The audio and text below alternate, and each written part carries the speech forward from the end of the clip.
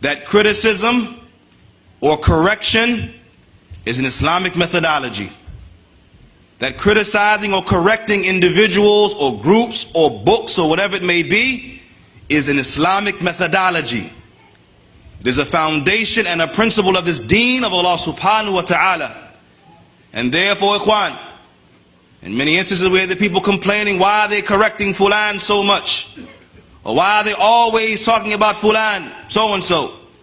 And why do the people, all they want to do is correct, and all they want to do is clarify, and the likes of these matters? Then these individuals should understand, ya ikhwan, that this is an asl min usul al-Islam. This is a fundamental principle from the foundations of this religion of al-Islam.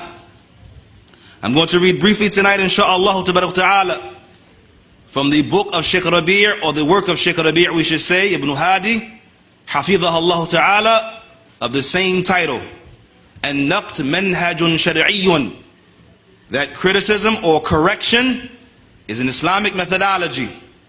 So we'll read, inshallah ta'ala, from this matter, and hopefully we'll take some benefit from the speech of our Shaykh, Hafidhahullah ta'ala. Shaykh Rabi' says, Ya Ikhwan, Al-Amr bil-Ma'ruf wal-Nahyu 'anil Munkar min mizati hadhihi al-Ummah wa min a'zam al-wajibat la yakumu ad-din illa bihima. The Shaykh, he begins, Ikhwan, by saying that enjoining the good and forbidding the evil is from the distinguishing characteristics of this ummah.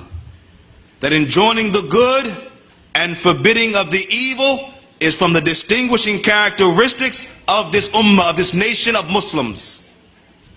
And then the Shaykh goes on to say it is from the greatest of the obligatory acts.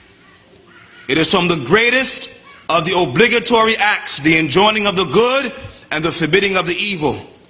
And then the Shaykh goes on to mention that this religion cannot stand and be established except by these two matters. The religion of al-Islam, ikhwan, cannot be established. The people that say concern yourselves with this and concern yourselves with that, let it be understood that this deen of Allah subhanahu wa ta'ala cannot be established except by the enjoining of the good and the forbidding of the evil. And then the Shaykh, he says, al-bayan, clarification. بيان الحق للناس وعدم كتمانه أمر عظيم وفيه وعد عظيم بالجزاء لمن يبين ويبلغ الناس العلم ويبلغ دين الله تبارك وتعالى ووعيد عظيم على من يكتم دين الله عز وجل. And then the Shaykh, he continues, ikhwan, and he says, for indeed the clarification of the truth, and not remaining quiet when speaking to the people, and not hiding the truth, is a tremendous matter in the religion of al-Islam. And in it is a tremendous reward for anyone who clarifies to the people truth from falsehood. In this affair, ikhwan, is a tremendous reward from Allah subhanahu wa ta'ala for those who clarify the truth. For those who clarify truth from falsehood, there is a tremendous reward from Allah subhanahu wa ta'ala. And there's also, ikhwan, the threat of a heinous punishment. The threat of a tremendous punishment for those who remain quiet regarding the truth.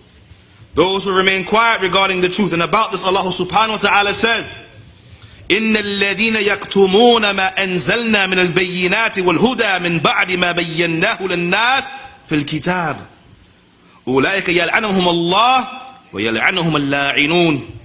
Allah says in Surah Al-Baqarah, ikhwan, that indeed those who hold back and they hide the truth, they remain quiet about that which was revealed from us, from clarification and from guidance after it had been made clear to the people in the book, then these are those who Allah has cursed, and they are cursed by all who curse. Listen to this tremendous ayah from the book of Allah subhanahu wa ta'ala. What is the threat, ikhwan, of those who remain quiet regarding the truth when the truth comes to them? Those who, when the truth has been made clear to them from the revelation of Allah subhanahu wa ta'ala in the Quran and the authentic sunnah of the Prophet Muhammad sallallahu alayhi wa sallam, Allah has clarified clearly in this book, ikhwan, that those who remain quiet after the truth has been made clear to them in the book of Allah, then upon them is the curse of Allah. And upon them is what? The curse of all who curse. So this matter of remaining quiet, ikhwan, when the truth has been established, is not a light matter. It's not a small affair. It is not a person to be looked to with honor. It is not a person to be looked to with nobility, that this man does not speak about the people, but rather what should be understood about the one who knows the truth of the people. He knows their conditions. He knows their affairs. He knows their errors and their mistakes, and he remains quiet. It should not be said about this individual that he's a man of good, but rather what should be understood, ikhwan, that he remains quiet in the face of falsehood, and therefore, ikhwan, the threat is upon him of the curse of Allah subhanahu wa ta'ala and the curse of all who curse.